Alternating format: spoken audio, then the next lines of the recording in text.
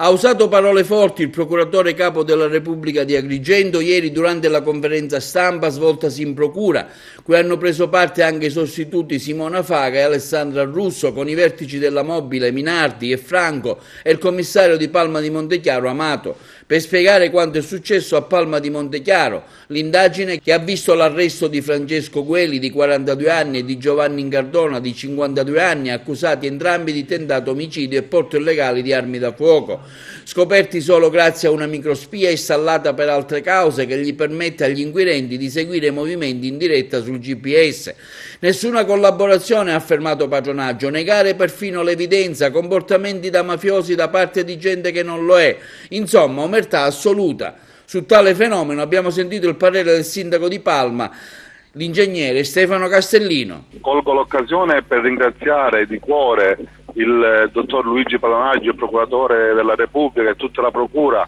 e insieme alle forze dell'ordine, al commissario Amato di Palma di Montechiaro, per aver risolto in maniera così veloce ed efficiente quella che poteva diventare sicuramente qualcosa di più inquietante, qualcosa di più grave per la mia comunità. Quindi il mio ringraziamento va alla procura e a tutte le forze dell'ordine per l'eccellente lavoro svolto in questa vicenda.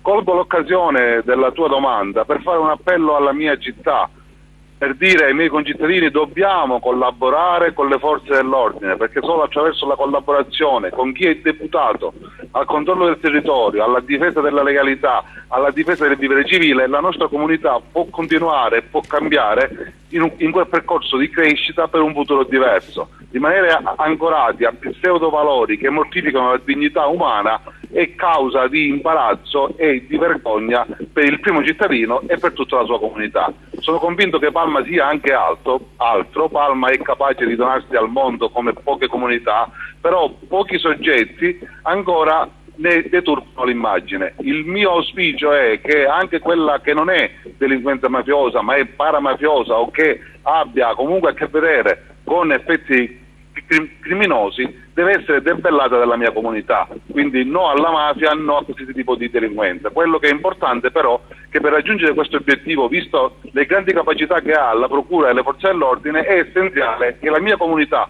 ogni singolo cittadino, possa e debba collaborare con le forze dell'ordine in modo che si arrivi subito alla verità umana e alla verità giudiziaria. È un punto d'onore, ma del vero onore, che deve essere portato avanti nella mia città, e per questo siamo sempre in contatto con i giovani, con diverse iniziative sulla legalità, per fare percepire ai palmesi del domani ciò che è giusto e ciò che è sbagliato. La legalità e il rispetto per lo Stato deve venire prima di ogni cosa. Lo Stato non è altro che la prima famiglia alla quale noi apparteniamo. Solo collaborando con le istituzioni Palma avrà un futuro diverso. Sindaco, una notizia, un aggiornamento sul suo processo. Lei è stato uscito ora dal tribunale, ecco, com'è finita, com'è andata la cosa?